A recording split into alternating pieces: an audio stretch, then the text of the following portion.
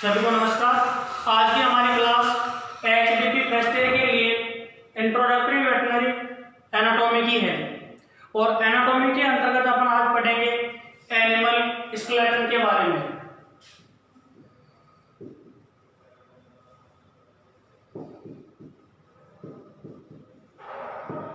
Animal skeleton का मतलब होता है पशु का कंकाल।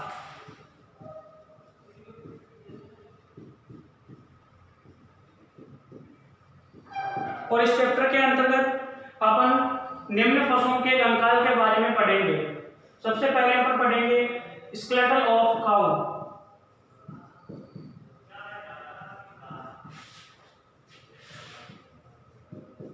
स्केलेटल ऑफ कैटल, इसमें गाय और भैंस दोनों का कंकाल आ जाएगा आपके। दूसरा है स्केलेटल ऑफ फाउल। तीसरा है स्केलेटल ऑफ डॉग। चौथा स्केलेटल ऑफ हॉर्स। और 5 नंबर पे है आपके स्केलेटल ऑफ पिग। जो इंट्रोडक्टरी वेटरनरी एनाटॉमी सब्जेक्ट है उसके अंतर्गत निम्न पशुओं के कंकाल का अध्ययन अपन इस क्लास के अंतर्गत करेंगे। सबसे पहले अपन देखेंगे कि जो कैटल होती है, कैटल का मतलब है आपके गाय और भैंस, इनका कंकाल है जो कैसा होता है और किन किन अस्थियों से मिलकर बना होता है।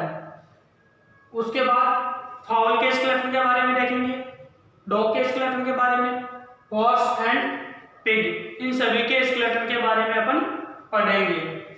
इससे पहले आपको ये पता होना चाहिए कि स्केलेटल या स्केलेटल सिस्टम किसे कहते हैं, यानी कंकाल या कंकाल तंत्र किसे कहते हैं।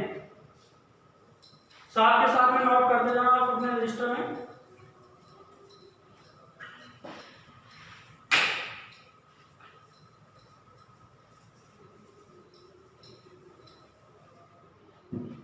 स्केलेटल सिस्टम,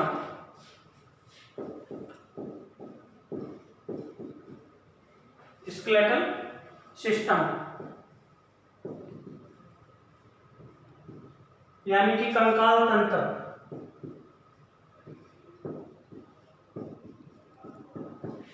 स्केलेटल सिस्टम या कंकाल तंत्र, तो कंकाल तंत्र किसे कहते हैं?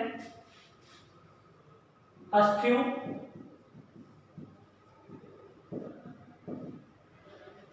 उपास्थियों,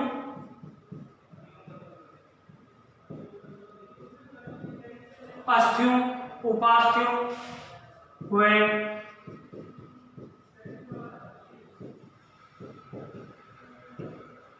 मांसपेशियों से मिलकर बना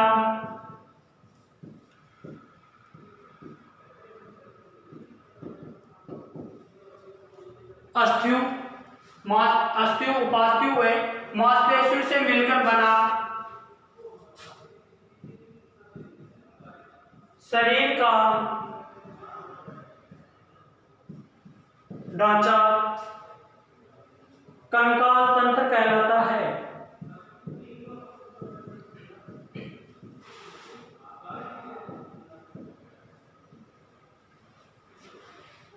इसमें आपके 3 शब्द आए, अस्थियों यानी बोन्स, उपास्थियों यानी कार्टिलेज और मांसपेशियों यानी मसल्स। अस्थियों, उपास्थियों व मांसपेशियों से मिलकर बना शरीर का ढांचा कंकाल तंत्र कहलाता है। तो सबसे पहले आपको यह पता होना चाहिए कि अस्थियां क्या है।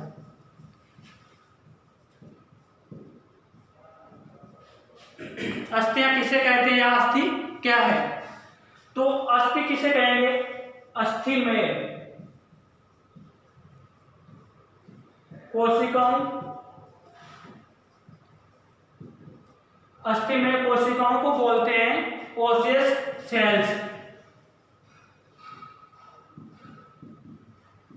यानी अस्थि किसे कहेंगे कि ऐसी संरचना जो सघन, कठोर व स्पंजी होती है तथा कार्बनिक व अकार्बनिक पदार्थों से मिलकर बनी हुई होती है, उस संरचना को क्या कहते हैं? अस्थि कहते हैं। और अस्थि कोशिका को क्या कहते हैं? ओस्टियोसाइट। अस्थि में कोशिकाओं का समूह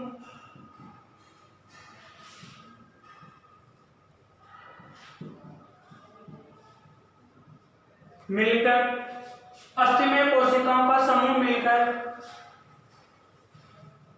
जो सघन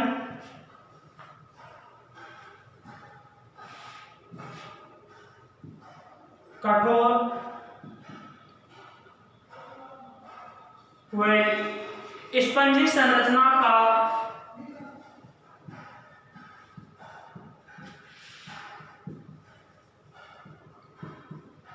अस्थि में कोशिकाओं का समूह मिलकर जो सघन कठोर व स्पंजी स्पंजी संरचना का निर्माण करता है उन्हें अस्थियां कहते हैं।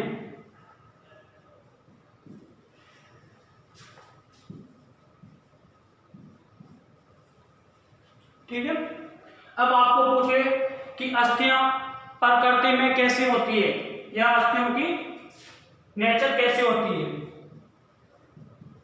प्रकृति, तो अस्थियों की प्रकृति होती है आपके सघन यानी कॉम्पैक्ट, कठोर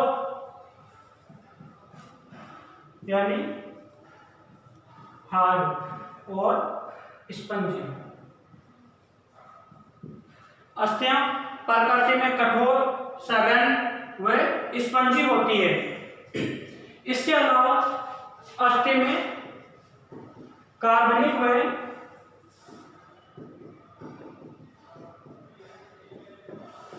अकार्बनिक पदार्थ भी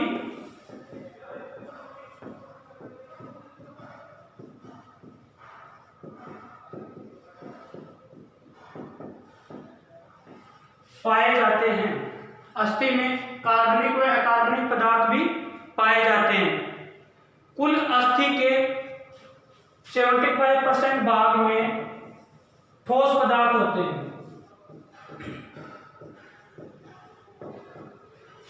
एक अस्थि की संगठन या कंपोजिशन की बात करें अपन, तो उस अस्थि के कंपोजिशन में 75% ठोस पदार्थ पाया जाता है और एक अस्थि में 25% पानी पाया जाता है। यह हो गया आपके अस्थि। अस्थियों से थोड़ी कम हार्ड जो संरचना होती है उसको बोलते हैं अपन उपास्थि। नेक्स्ट आपका मांसपेशियां, यानी अंगों की गति और मूवमेंट के लिए एक विशेष प्रकार के ऊतक की आवश्यकता होती है और उस ऊतक को क्या कहते हैं? मसल्स कहते हैं। हो गया। अस्थियों, उपास्थियों व मांसपेशियों से मिलकर बना शरीर का ढांचा कंकाल तंत्र कहलाता है, जिसके अंतर्गत विभिन्न प्रकार के नाजुक अंग व अस्थियां विद्यमान रहती है।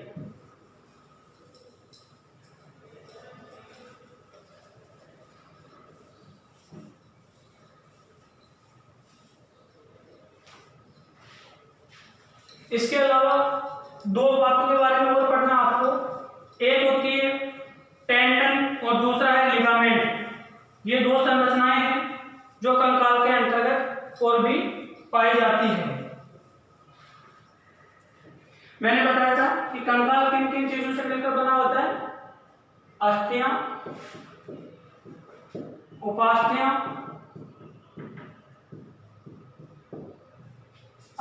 उपास्थियां व मांसपेशियां मिलकर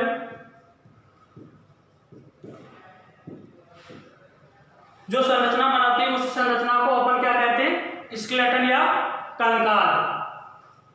एक होता है आपके टेंडन और एक होता है लिगामेंट। ये एग्जाम की दृष्टि से काफी इंपॉर्टेंट क्वेश्चन आपका कि टेंडन किसे कहते हैं और लिगामेंट किसे कहते हैं। ऐसी संरचना जो अस्थि को किससे जोड़ती है? उपास्थि से जोड़ती है।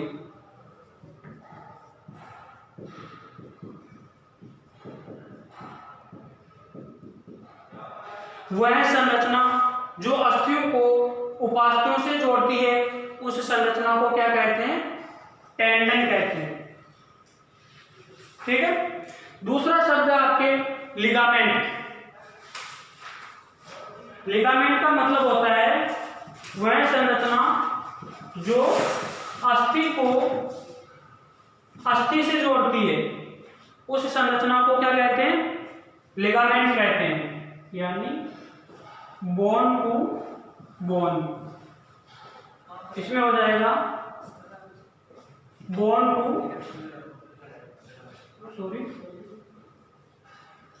यहाँ पे उपास्थि में मांसपेशी है, अस्थि को मांसपेशियों से जोड़ने वाली संरचना।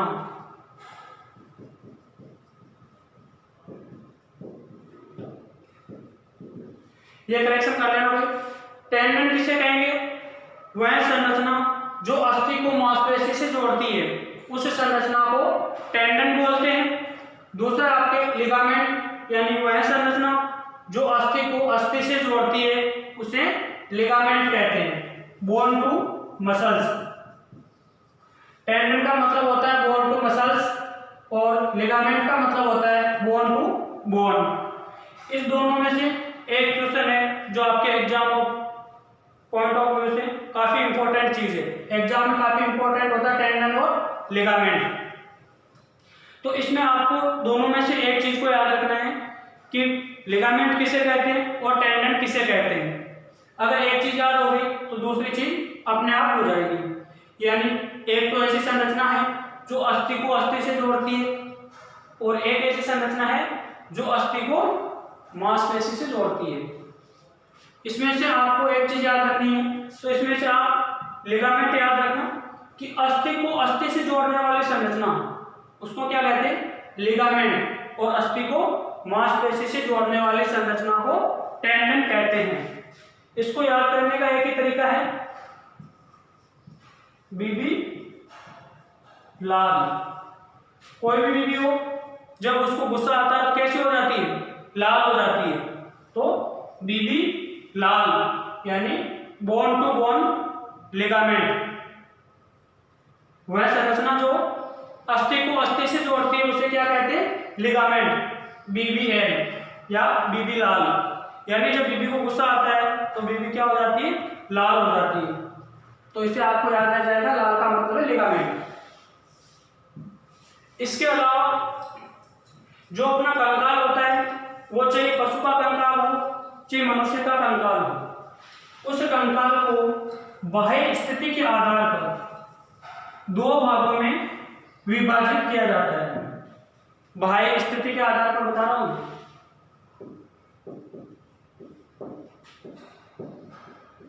कंकाल तंत्र का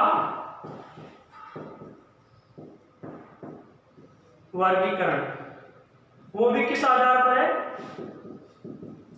बाह्य स्थिति के आधार पर।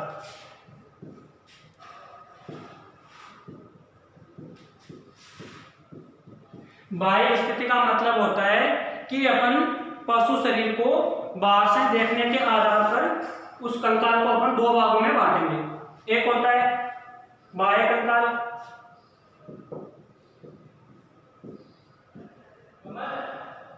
और दूसरा है आंतरिक कंकाल।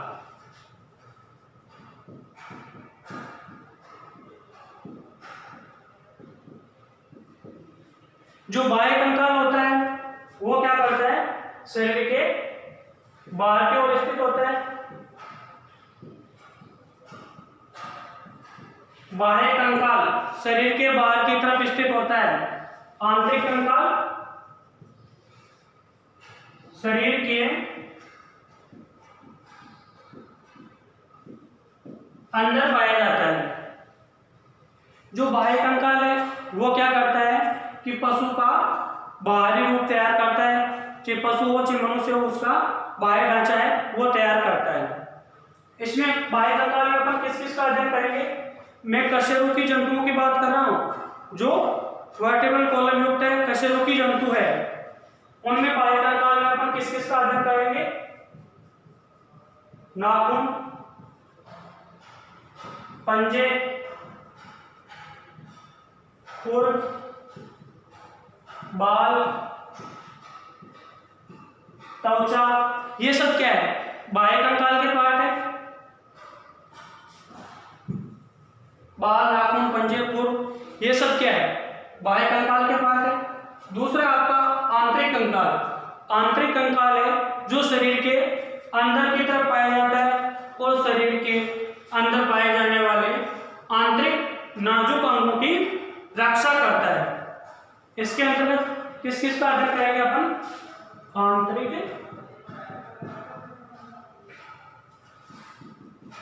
अंगों का। आंतरिक अंगों में आपके आ जाएगा श्वसन तंत्र, पाचन तंत्र, उत्सर्जन तंत्र,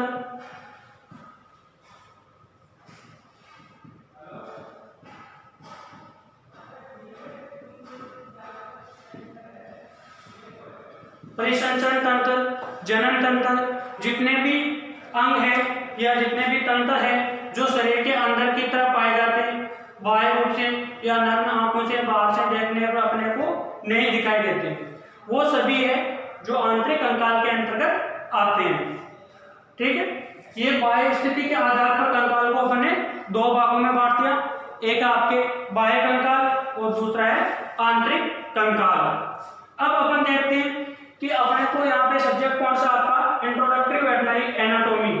और एनाटॉमी है जो पशु की शरीर रचना से संबंधित है, यानी इसमें अस्थियों का महत्वपूर्ण योगदान होता है। तो अब अपन कंकाल का वर्गीकरण पढ़ेंगे, वो किसके आधार पर पढ़ेंगे? अस्थियों के आधार पर या अकॉर्डिंग टू बोन्स।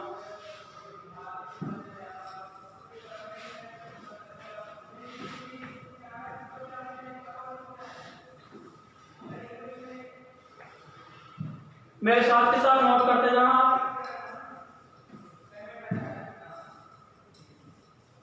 ठीक, अब अपन कंकाल तंत्र का वर्गीकरण पढ़ेंगे अकॉर्डिंग टू बोन्स।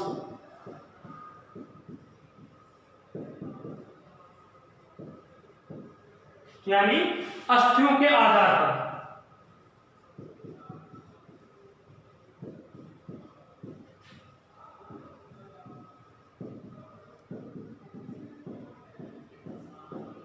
अस्थियों के आधार पर कंकाल तंत्र का वर्गीकरण। अस्थियों के आधार पर कंकाल तंत्र को वही मुख्य रूप से दो भागों में बांटा गया है। पहला है आपके अक्षीय कंकाल, ठीक है। दूसरा है उपांगीय कंकाल, जिसको बोलते हैं अपन अपेंडिकुलर स्केलेटन।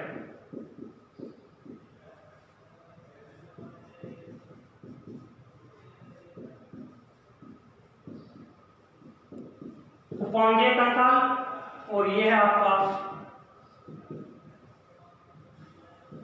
अक्षीय कंकाल। जो कंकाल तंत्र है उसको अस्थियों के आधार पर या अकॉर्डिंग टू बोन्स दो भागों में बांटा गया है।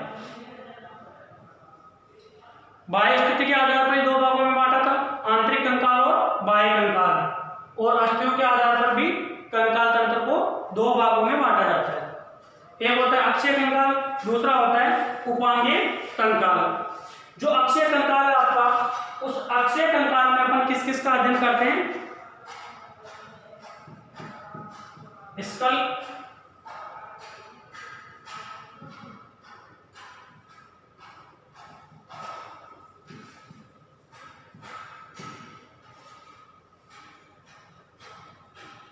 वर्टिब्रल कॉलम,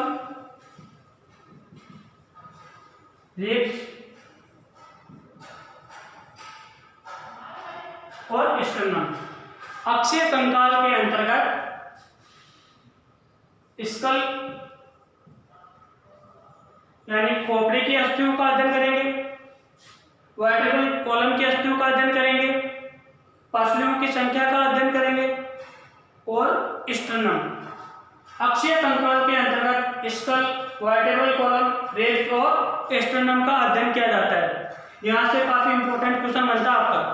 आपके प्रत्येक सब्जेक्ट से पहले इंट्रोडक्टरी शब्द जरूर है। इंट्रोडक्टरी का मतलब होता है कि आपके इंट्रोडक्टरी बैठने एनाटॉमी हो, चाहे फिजियोलॉजी हो, चाहे एक्सटेंशन हो, जेनेटिक्स हो, कुछ भी हो, आपको केवल उस सब्जेक्ट से संबंधित बेसिक जानकारी पूछी जाएगी। इंट्रोडक्शन या उसके परिचय के बारे में ही पूछा जाएगा, ज्यादा गहन रूप से उसमें कुछ भी नहीं पूछा जाएगा। तो सीधे सीधे क्वेश्चन बनता है, निम्न में से किन किन संरचनाओं का अध्ययन एक्सियल स्केलेटन के अंतर्गत किया जाता है? स्कल, वर्टेब्रल कॉलम, रेब्स और स्टर्नम। इन उपरोक्त सभी संरचनाओं का अध्ययन या इन उपरोक्त सभी का अध्ययन है जो एक्सियल स्केलेटन के अंतर्गत किया जाता है। दूसरा है आपका अपेंडिकुलर स्केलेटन यानी उपांगीय कंकाल। उपांगीय कंकाल में भी अपन अध्ययन किसका करेंगे? बोन्स का। और एक्सियल स्केलेटन है उसमें भी किसका अध्ययन करेंगे? बोन्स का। लेकिन अक्षीय कंकाल है उसमें खोपड़ी की अस्थियों का, कशेरुकगण की अस्थियों का, पसलियों का और स्टर्नम का अध्ययन करेंगे। लेकिन अपेंडिकुलर स्केलेटन है उसके अंतर्गत अपन अगले पैर व पिछले पैर की अस्थियों का अध्ययन करेंगे।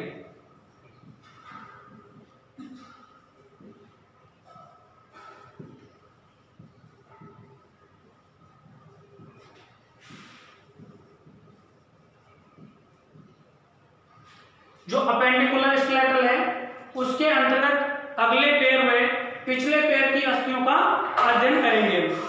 इनमें भी अगले पैर और पिछले पैर की अस्थियों का नाम है जो आपको सीरियल से याद होना चाहिए और सीरियल से ही इसको याद करना है ताकि इन अस्थियों के मध्य बनने वाले जॉइंट्स या संधियों का अध्ययन करने में आपको आसानी हो। इसके अलावा जितने भी मांसपेशियां होती है वो सभी मांसपेशियां किसी न किसी अस्थि पर चिपकी हुई रहती है या अस्थियों से जुड़ी हुई रहती है। तो सबसे पहले अपन देखेंगे अगले पैर की अस्थियां।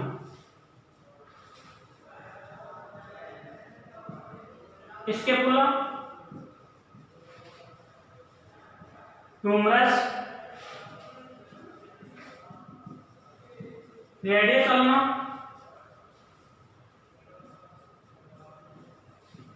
कार्पल,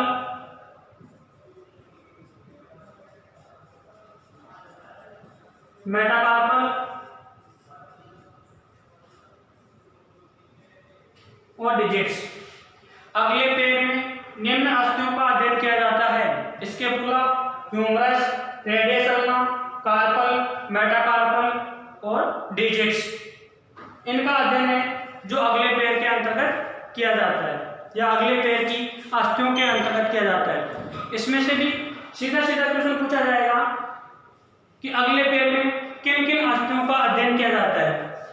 तो अगले पैर में scapula, humerus, radius ulna, carpal, metacarpal और डिजिट्स।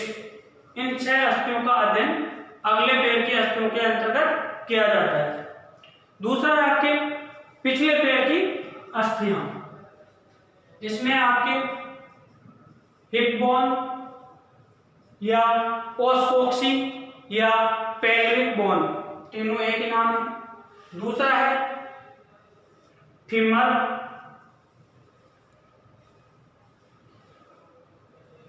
टिबिया फिबुला,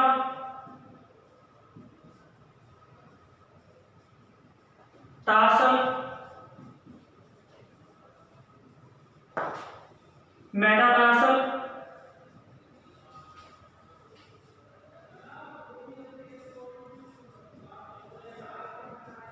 और डिजिट्स।